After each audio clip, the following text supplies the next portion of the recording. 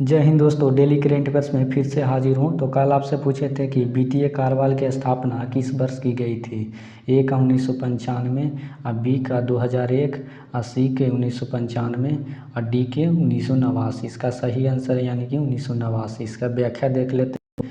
यानी कि एफडीए का जो स्थापना हुआ था यानी कि G7 के द्वारा हुआ था, जो कि 1989 में हुआ था, यानी कि पेरिस में। इनका मुख्य उद्देश्य यानी कि आतंकवादी और भ्रष्ट लोगों और अपराधियों से यानी कि लड़ना है, और वित्त प्रणाली को यानी कि बढ़ावा देना है। आज का फर्स्ट क्वेश्चन देख लेते हैं। तो यानी कि बिहार हिंदू धर्म ट्रस्टी अधिनियम कब लागू किया गया था। ए का 1950, और बी का 1980, और सी का 1999, और डी का 1965। इसका सही आंसर है यानी कि 1950 में किया गया था। 1999 के बात कर लेते तो इंडिया और यानी कि पाकिस्तान के बीच कारगिल युद्ध हुआ था। और इसका बात कर लेते हैं यानी कि 1965 में भी यानी कि भारत और पाकिस्तान के बीच ये युद्ध हुआ था। इसका व्याख्या आप देख लेते हैं। यानी कि हिंदू धार्मिक ट्रस्ट अधिनियम 1950 के तहत ये अधिनियमित है। और इसके तहत यानी कि सार्वजनिक मठ मंदिर और धार्मिक यानी कि जो कि धार्मिक सलाहों हैं उनको ये ट्रस्ट के माध्यम से पंजीकृत कराना है।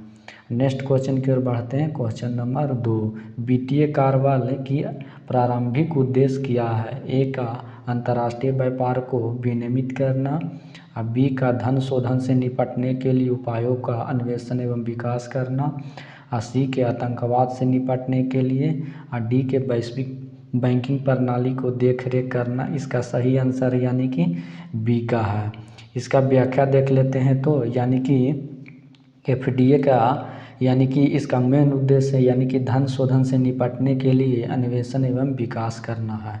नेक्स्ट क्वेश्चन की ओर बढ़ते हैं। क्वेश्चन नंबर 3, पहला मॉडर्न ओलंपिक कहाँ आयोजित किया गया था। ए के फिनलैंड, और बी का पोलैंड, और सी का ग्रीस, और डी का फ्रांस। इसका सही आंसर यानी कि ग्रीस में ये हुआ था। इसका व्याख्या देख लेते हैं। तो जो ओलंपिक होता है यानी कि 4 वर्ष में एक बार होता है। इसका मेन उद्देश्य यानी कि खेल लक्ष्यों के माध्यम से मानव जाति को विकास करना और विश्व शांति में योगदान देना है। ये ओलंपिक यानी कि 3 तरह के होते हैं, यानी कि ग्रीष्मकालीन में भी होते हैं, और शीतकालीन में, और युवा ओलंपिक खेल भी होते हैं। इसका इतिहास के बात कर लेते हैं। तो यानी कि माना जाता है 3000 ईसा पूर्व पहले ये ग्रीस में खेला गया था।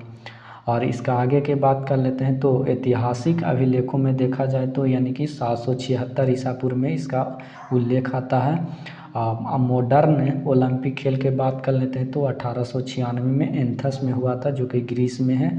और ओलंपिक रिंग्स में यानी कि सफ़ेद पृष्ठभूमि होते हैं। इसमें यानी कि 5 रंग होते हैं, जिसमें नीला, पीला, काला, हरा, लाल होते हैं। इसका इस तरह के होते हैं। इसमें जो छल्ले होते हैं, छल्ले जो कि यानी कि 5 महाद्वीपों का प्रतिनिधित्व करते हैं तथा खेलों के माध्यम से राष्ट्रीय एकता और विविधता को ये प्रतीक और देते हैं। नेक्स्ट क्वेश्चन की ओर बढ़ते हैं। क्वेश्चन नंबर 4, 9/11 हमले के बाद बीटीए कारवाल के अधिदेश में क्या महत्वपूर्ण परिवर्तन हुई।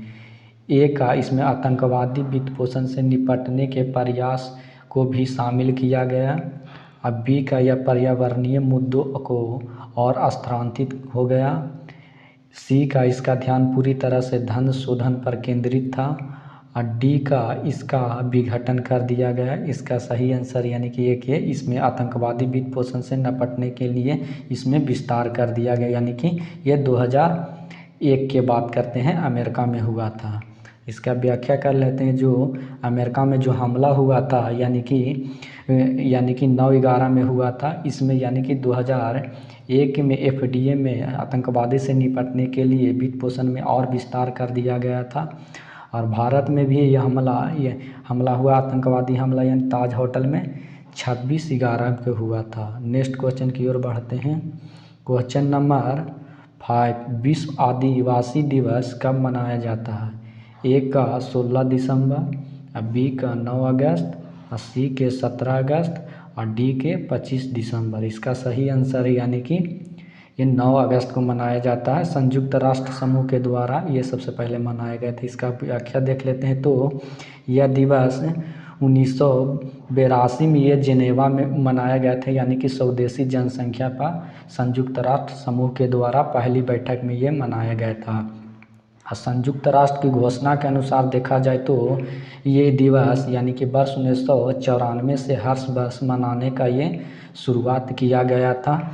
और इसका देख लेते हैं। तो आज तक स्वदेशी यानी कि अनेक स्वदेशी और आर्थिक रूप से जो गरीब हैं, यानी कि जिसको SC ST कहते हैं, उनको आज भी ये उल्लंघन करना पड़ता है, उल्लंघन लोग करते हैं। नेक्स्ट क्वेश्चन की ओर बढ़ते हैं। क्वेश्चन नंबर 6, वित्तीय कार्यबल शैली क्षेत्रीय निकायों का उद्देश्य क्या है? ए का वित्तीय बाजार को विनियमित करना, और बी का स्थानीय कानूनों को लागू करना, और सी के अंतर्राष्ट्रीय व्यापार समझौतों को लागू करना, और डी के क्षेत्रीय स्तर पर FTA अनुशंसाओं को बढ़ावा देना। इसका है यानी कि FTA के माध्यम से क्षेत्रीय अनुशंसाओं को सदस्य देशों को बढ़ावा देना है। इसका व्याख्या देख लेते हैं। तो यानी कि FTA का जो स्थापना हुआ था 1989 में हुआ था, यानी कि G7 के द्वारा। ये अपने सदस्य देशों को यानी कि क्षेत्रीय स्तर पर FTA के माध्यम से सिफारिशों को लागू करते हैं आतंकवाद से लड़ने में।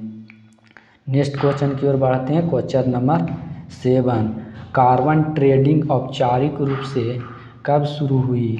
ए का वर्ष 2000, और बी का वर्ष 2004, और सी का वर्ष 2010, और डी का वर्ष 1997। इसका सही आंसर यानी कि 1997 ये संयुक्त राष्ट्र के द्वारा ये सबसे पहले मनाया गया था।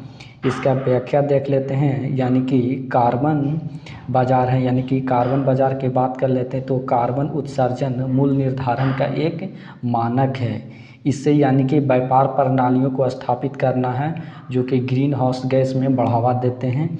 ये कार्बन क्रेडिट एक तरह के यानी कि व्यापार योग परमिट का एक ये मानक है, यानी कि संयुक्त राष्ट्र के द्वारा ये निर्धारण किया गया है। इससे क्या करना है, यानी कि जो ग्लोबल वार्मिंग में कार्बन डाइऑक्साइड बढ़ना है उसको कम करना है रिन्यूएबल एनर्जी को बढ़ावा देकर। इसमें क्या होते हैं, यानी कि जो सरकार होते हैं एक दूसरे सरकार पर जो कार्बन उत्सर्जन में जितना कम योगदान देते हैं उसके अनुसार उनको सीमा पर यानी कि छूट दिया जाता है व्यापार के समय। इसका देख लेते हैं। तो औपचारिक जो ट्रेडिंग का शुरुआत हुआ था कार्बन ट्रेडिंग के, इसका यानी कि संयुक्त राष्ट्र प्रोटोकॉल के हिसाब से यानी कि 1997 में इसका हुआ था। नेक्स्ट क्वेश्चन की ओर बढ़ते हैं। क्वेश्चन नंबर 8, निम्नलिखित में से कौन सा देश खाड़ी सहयोग परिषद का सदस्य नहीं है? ए का बहरीन, और बी का मोरक्को, और सी के ओमान, और डी के कुवैत। इसका सही आंसर यानी कि मोरक्को नहीं है, इसमें कुवैत है, बहरीन है और ओमान है। इसमें यानी कि खाड़ी सहयोग परिषद में यानी कि 6 देश हैं। इसका व्याख्या देख लेते हैं। यानी कि एक ये यानी कि राजनीतिक और आर्थिक और सामाजिक के क्षेत्रीय संगठन, इसका स्थापना के बात कर लेते हैं। तो यानी कि 25 मई 1981 में हुआ था। बहरीन, कुवैत, ओमान, कतर और सऊदी अरब और UAE के द्वारा ये हुआ था।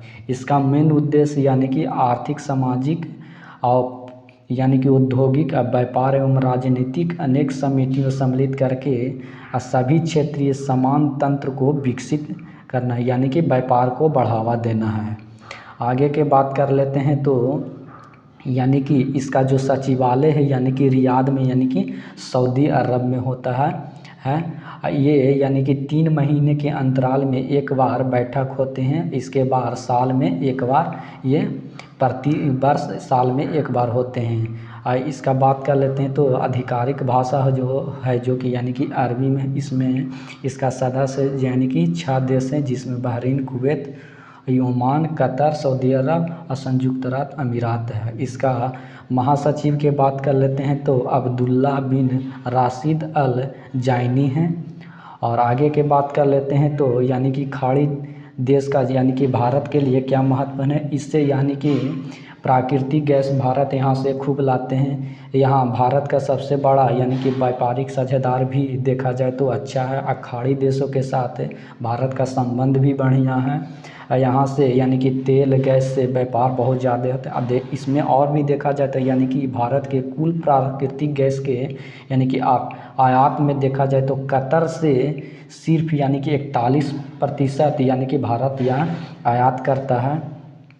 यहाँ से जो यहाँ के लोग हैं यानी कि बड़ी संख्या में यानी कि खाड़ी देश में होते हैं, यहाँ से जो अपने घर जो भेजते हैं यानी कि डॉलर में, इससे यानी क्या होता है कि भारत सरकार को यानी क्या डॉलर का विदेशी मुद्रा का भंडार भी बढ़ता है। यानी कि RBI के अनुसार देखा जाए तो यानी कि 2020 से 21 में संयुक्त राष्ट्र अमीरात से भारत में यानी कि प्रेषित धन 15.40 बिलियन अमेरिकी डॉलर जो कि भारत में आया था। इसका देख लेते तो भारत के कुल यानी कि आवश्यक प्रेषण के अनुसार 18% जो है कि बहुत बड़ा है। नेक्स्ट क्वेश्चन की ओर बढ़ते हैं। क्वेश्चन नंबर 9, निम्नलिखित में से कौन सा भारतीय संविधान में मौलिक अधिकार नहीं है? ए का संपत्ति का अधिकार, और डी का समानता का अधिकार, और सी के शिक्षा का अधिकार, और डी के अभिव्यक्ति और स्वतंत्रता का अधिकार। इसका देखा जाए तो डी के तो अभिव्यक्ति और स्वतंत्रता के आर्टिकल 1 के तहत है, और शिक्षा के अधिकार देखा जाए तो ये भी यानी कि 21 में ये आता है। ऐसे देखा जाए तो यानी कि ये मौलिक अधिकार में आता है। संपत्ति के अधिकार में देखा जाए तो यानी कि 300A में ये आता है आर्टिकल। असमानता का अधिकार देखा जाए तो यानी कि ये आर्टिकल 14 के तहत आता है। इसका व्याख्या के देख लेते हैं तो यानी कि सुप्रीम कोर्ट के कहना है कि यानी कि अनुच्छेद 32 के अनुसार संपत्ति के अधिकार 7 मौलिक अधिकारों में से एक पहले था, लेकिन अभी वो नहीं है। इसके बावजूद भी यानी कि व्यक्तियों को कानूनी तरीके से बिना उसकी संपत्ति से वंचित नहीं किया जा सकता है। इस अधिकार को यानी कि 1978 के 44वें संविधान संशोधन के माध्यम से इसको हटा दिया गया था, क्योंकि इसमें अड़चन आ रहे थे तो ज़मीन नहीं देते थे रोड बनने में, इसी कारण ये किया गया था। यानी कि ये अनुच्छेद यानी कि 301 के तहत कानूनी अधिकार बना दिया गया है। नेक्स्ट क्वेश्चन की ओर देखते हैं। क्वेश्चन नंबर 10, निम्नलिखित में से कौन सी पर्वत श्रृंखला हिमालय से भी पुराना है? ए का सतपुड़ा, और बी का महादेव, और सी का महादेव, और डी का विंध्याचल। इसका सही आंसर यानी कि विंध्याचल है, जो कि सबसे पुरानी पर्वतमाला है। इसका व्याख्या देख लेते हैं। यानी कि विंध्याचल पर्वतमाला यानी कि हिमालय से भी सबसे पुरानी है, जो कि नर्मदा नदी के उत्तर और पूरब पर्वतमाला से लेकर पश्चिम तक इसका विस्तार है। इस पर्वत की सबसे ऊंची चोटी यानी कि अमरकंटक यानी कि 1065 मीटर है। इसी पर्वतमाला से इस पर्वतमाला को पूर्वी विस्तार को यानी कि भांडेर पर्वतमाला के नाम से जाने जाते हैं। इस पर्वतमाला यानी कि काटेज या बलुआ पत्थर से बनी हुई है। यहीं से 2 प्रमुख नदी बहते हैं यानी कि सोन बेतवा केन जैसे और नर्मदा नदी बहती है। अब आज का अभ्यास प्रश्न देख लेते हैं। अरुणाचल प्रदेश में ब्रह्मपुत्र का दूसरा नाम क्या है? ए का जमुना, बी का दिबांग, और सी के लोहित, और डी के दियांग। इसका सही आंसर हमें कमेंट बॉक्स में देना है। जय हिंद दोस्तों। अगर वीडियो अच्छा लगे तो सब्सक्राइब करें और लाइक करें।